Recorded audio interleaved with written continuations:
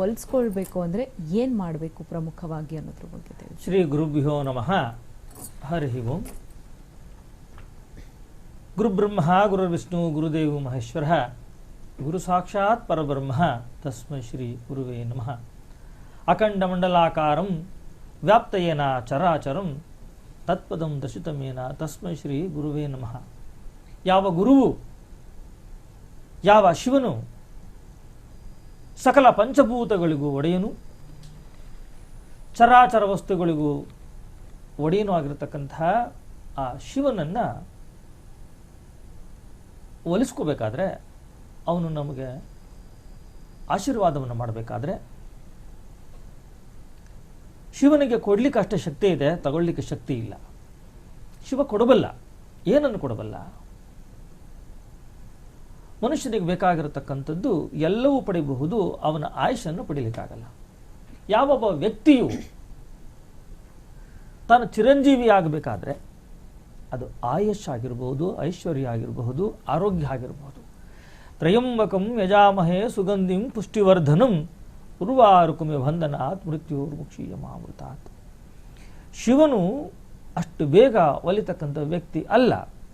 ಯಾಕೆ ಅಂದರೆ, ಯಾವ ವ್ಯಕ್ತಿಯಲ್ಲೂ ಕೂಡ ಏಕಾಗ್ರತೆ ಅಂತಕ್ಕಂಥದ್ದಾಗಲಿ, ಅರಿಷಡ್ವರಗಳಾಗಿರ್ತಕ್ಕಂಥ ಕಾಮ ಕ್ರೋಧ ಮದ ಮಾತ್ಸರ್ಯ ಅಂತಕ್ಕಂಥದ್ದು ಮನುಷ್ಯನಲ್ಲಿ ಅದು ಇದ್ದಾಗ ಶಿವನ ಸ್ವರೂಪ ಆಗಲಿ, ಶಿವನ ಧ್ಯಾನ ಆಗಲಿ ನಮಗೆ ಒಲಿಯಲ್ಲ. ಶಿವ ಯಾರಿಗೆ ಒಲಿತಾನೆ? ಯಾರ ಮನಸ್ಸು ಶುದ್ಧವಾಗಿದೆಯೋ, ಸತ್ಯಂ ಶಿವಂ ಸುಂದರಂ, ಎಲ್ಲಿ ಸತ್ಯ ಇರುತ್ತೋ, ಎಲ್ಲಿ ಶುದ್ಧ ಮನಸ್ಸಿರುತ್ತೋ, ಯಾರಿಗೆ ಅರಿಷಡ್ವರಗಳಿಂದ ದೂರ ಆಗಿರ್ತಾನೋ ಅಂಥವ್ರಿಗೆ ಶಿವ ಒಲಿತಾನೆ.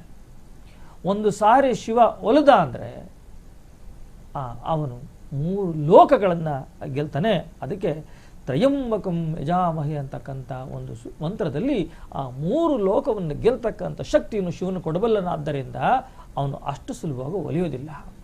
ಒಲಿಬೇಕಾದ್ರೆ ಒಂದೇ ಕಾರಣ, ಆತ್ಮಶುದ್ಧಿ ಆಗಿರಬೇಕು.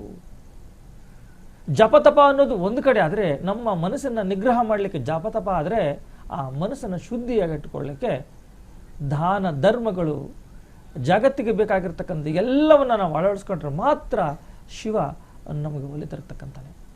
ಶಿವ ಅಂದ್ರೇ ಒಂದು ಶಕ್ತಿ. ಯಾರಿಗೆ ಆದಿ ಅಂತ್ಯವನ್ನು ಕಾಣಲಿಕ್ಕಾಗಲ್ವೋ ಅವನೇ ಶಿವ.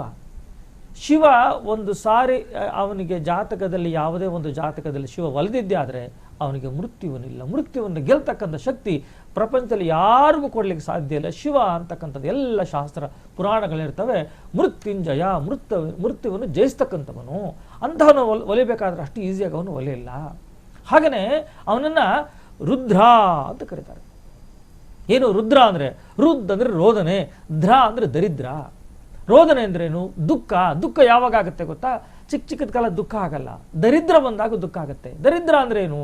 ಹಣಕಾಸು ಬಡವನಾದರೆ ದರಿದ್ರ ಅಲ್ಲ. ಅದು ನಮ್ಮ ಕೈ ಮೀರಿದ ಯಾವುದಾಗುತ್ತೋ, ನಮ್ಮ ಕೈಯಲ್ಲಿ ಅನಾರೋಗ್ಯ ಆಗಿರಬಹುದು, ಆಯುಷ್ ಆಗಿರಬಹುದು, ಅಥವಾ ವಿಶೇಷವಾಗಿ ಸಂತಾನ ಪ್ರಾಪ್ತಿ ಆಗಿರಬಹುದು, ನಮ್ಮ ಕೈಯಿಂದ ಏನನ್ನು ನಾವು ಪಡೆದುಕೊಳ್ಳಿಕ್ಕೆ ಆಗಲ್ವೋ, ನಾವು ಯಾವುದನ್ನು ಪಡ್ಕೊಳ್ಳಿಕ್ಕೆ ನಮ್ಮ ಶಕ್ತಿ ಮೀರಿರ್ತದೋ ಅದನ್ನು ದರಿದ್ರ ಅಂತ ಕರಿತೀವಿ. ಹಣಕಾಸು ಕಡಿಮೆ ಇದ್ರೆ ಅವನು ಬಡವ ಶ್ರೀಮಂತರ ಅಂತ ವಿನಃ ದರಿದ್ರನು ಅನ್ನಲ್ಲ. ದರಿದ್ರ ಅನ್ಬೇಕಾದ್ರೆ ನಮ್ಮ ಕೈ ಮೀರಿದ್ದಾಗಿರಬೇಕು, ಮಾನವನ ಪ್ರಯತ್ನಕ್ಕೆ ಮೀರಿದ್ದನ್ನು ಅವನು ಕೊಡ್ತಕ್ಕಂಥ ಶಿವ. ಅಂತಹ ರುದ್ರನನ್ನು, ಅಂತಹ ಶಿವನು ಅಂತ ಮೃತ್ಯುಂಜಯ ಒಲಿಬೇಕಾದ್ರೆ ಅಷ್ಟು ಸುಲಭವಾಗಿ ಅವನು ಯಾರಿಗೂ ಅವನು ಒಲಿಯೋದಿಲ್ಲ. ಯಾಕೆ ಒಲಿಯೋದಿಲ್ಲ ಅಂತಂದರೆ, ಅವನಿಗೆ ಆತ್ಮಶುದ್ಧಿ ಇರಬೇಕು. ಆತ್ಮಶುದ್ಧಿ ಯಾವಾಗ ಆಗ್ತದೆ? ನೀನು ಸಂಸ್ಕಾರಗಳಲ್ಲಿ ನಿನ್ನಲ್ಲಿರಬೇಕು. ಯಾವ ಥರ ಸಂಸ್ಕಾರ ಇರಬೇಕು ನಿನಗೆ? ಸಂಸ್ಕಾರ ಅಂದ್ರೇನು? ಪೂಜೆ ರಥಗಳಲ್ಲಿ ಬೆಳಗ್ಗೆ ಮಧ್ಯಾಹ್ನ ರಾತ್ರಿ, ಇವತ್ತು ಶಿವರಾತ್ರಿ ಇದೆ ನಾನು ಪೂಜೆ ಮಾಡ್ತೀನಿ, ಇವತ್ತು ಶಿವರಾತ್ರಿ ಆಗೋಯ್ತು ಅನ್ನೋದಲ್ಲ, ಅಥವಾ ನಾಳೆ ಶಿವರಾತ್ರಿ ಇದೆ ನಾಳೆ ಮಾಡ್ತೀನಿ ಪೂಜೆ ಅನ್ನೋದಲ್ಲ.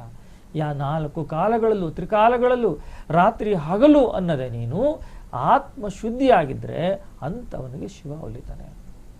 ಶಿವ ಒಂದು ಸಾರಿ ಅನುಗ್ರಹ ಆಯಿತು. ಈಗ ಹುಟ್ಟಿದಂಥ ಮಕ್ಕಳಿಗೆ ಮೊದಲು ಮಾಡ್ತಕ್ಕಂಥ ಸಂಸ್ಕಾರವೇ ಅವರಿಗೆ ಮೃತ್ಯುಂಜಯ ಹೋಮ ಮಾಡಕ್ಕೆ ಹೇಳ್ತಾರೆ. ಎಲ್ಲ ಮಕ್ಕಳಿಗೂ 100 ಮಕ್ಕಳಿಗೆ ಬಾಲಾರಿಷ್ಟ ಅಂತ ಬರುತ್ತೆ. ಅದನ್ನು ರಾವಣ ಮತ್ತು ನಾರದರು ಬಹಳ ಚೆನ್ನಾಗಿ ಬರೀತಾರೆ. ಬಾಲಾರಿಷ್ಟ, ಅಲ್ಪಾಯು, ಮಧ್ಯಾಯುವನ್ನು ಆ ಶಿವನ ಭಕ್ತನಾಗಿರ್ತಕ್ಕಂಥ ರಾವಣನು ಆ ಅಲ್ಪಾಯು ಮಧ್ಯಾಯುನು ಬರೀತಾನೆ.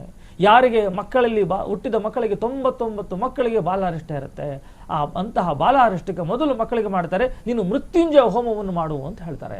ಎಲ್ಲ ಮಕ್ಕಳಿಗೂ ನಾವು ಮಾಡ್ತೀವಿ. ಹುಟ್ಟಿದಂಥ ಮಕ್ಕಳಿಗೆ 90 ಮಕ್ಕಳಿಗೆ ಮೃತ್ಯುಂಜಯ ಹೋಮವನ್ನು ಮಾಡ್ತೀವಿ. ಅಲ್ಪಾಯು ಆದರೆ ಅವನು ರಾವಣ ಮಹೇಶ್ವರ ಚೆನ್ನಾಗಿ ಬರೆದು, ಆದರೆ ಅವನ ಕರ್ಮಕ್ಕೆ ಆ ಅಲ್ಪಾಯು ಮಧ್ಯಾಯುವನ್ನ ಗ್ರಂಥಗಳಲ್ಲಿ ರಾವಣ ಸಂಹಿತೆಯನ್ನು ಬರೆದು ಶಿವನ ಭಕ್ತರಾಗಿರ್ತಕ್ಕಂಥನ್ನು ಕೊಟ್ಟರು ಕೂಡ ಕೊನೆಗೆ ರಾವಣನೇ ಅಲ್ಪಾಯು ಆಗ್ತಾನೆ. ಹಾಗಾಗಿ ಶಿವನಿಗೆ ಆಗಬೇಕಾದ್ರೆ ಅವನಲ್ಲಿ ಯಾವುದೇ ಅರಿಷಡ್ವರಗಳು ಇರಬಾರದು. ಅರಿಷಡ್ವರಗಳನ್ನು ಮೀರಿದರೆ ಮಾತ್ರ ಅವನು ನಮಗೆ ಶಿವ ಒಲಿತಾನೆ. ಉದಾಹರಣೆಗೆ ಬೇಡ ಅವನಿಗೆ ಯಾವುದೇ ಪೂಜೆ ಪುನಸ್ಕಾರ ಗೊತ್ತಿಲ್ಲ, ಏನೂ ಗೊತ್ತಿದ್ದರೂ ಕೂಡ ಒಂದು ಭಕ್ತಿ ನಂಬಿಕೆ, ಒಂದು ಶಿವನ ಲಿಂಗವನ್ನು ನೋಡಿ, ಒಂದು ಕಲ್ಲನ್ನು ನೋಡಿ, ಮರವನ್ನು ನೋಡಿ, ಪಂಚಭೂತಗಳಲ್ಲಿ ಭೂಮಿ ರಾಪ ನಲೋ ನಿಲೋ ನಭಃ ಪಂಚಭೂತಗಳಲ್ಲಿ ಯಾವುದನ್ನು ಕಂಡ್ರು ಕೂಡ ಆ ಪುರುಷ ಸೂಕ್ತ ಹೇಳುವಾಗೆ ಗಾಳಿಯಲ್ಲಿ ಬೆಳಕಿನಲ್ಲಿ ಎಲ್ಲಿ ಶಿವನನ್ನು ಕಾಣ್ತೀವಿ, ಎಲ್ಲಿ ದೈವತ್ವವನ್ನು ಕಾಣ್ತೀವೋ ಅಲ್ಲಿ ಶಿವ ಇಲ್ಲಿ ಇದ್ದಾನಂತ ಹೇಳಿ ನಂಬಿಕೆಯಿಂದ ಇದ್ದರೆ ಮಾತ್ರ ನಮಗೆ ಶಿವ ಹೊಂದುತ್ತಾನೆ. ಹಾಗಾಗಿ ನಮ್ಮಲ್ಲಿ ನಂಬಿಕೆ ಇರಬೇಕು, ನಮ್ಮಲ್ಲಿ ಭಕ್ತಿ ಇರಬೇಕು, ನಮ್ಮಲ್ಲಿ ಧ್ಯಾನ ಇರಬೇಕು, ನಮ್ಮಲ್ಲಿ ಧಾರ್ಮಿಕತೆ ಇದ್ದರೆ ಅವರಿಗೆ ಶಿವ ಹೊಲಿತಾರೆ.